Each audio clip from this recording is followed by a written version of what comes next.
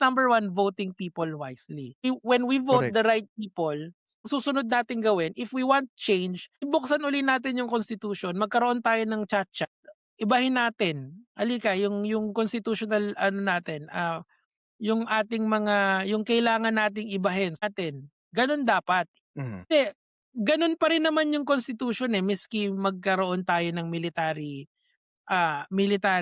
o magkaroon ng military government, karoon ng caretaker government, it's still the same constitution. Meaning to say, whatever rot or whatever is festering ngayon sa ating bansa will just reoccur kung sino yung papalit. Kasi hindi mo naman pinalitan siya fundamentally. It's the same eh. It's the same Iba lang problem. It's the same people. Halimbawa, pag nagkaroon ba tayo ng caretaker president, aalisin natin yung mga political dynasty.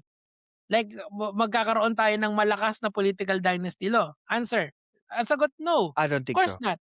I don't think so, 'di ba? Ano yung tawag dito, ano yung so kung hindi pa solusyon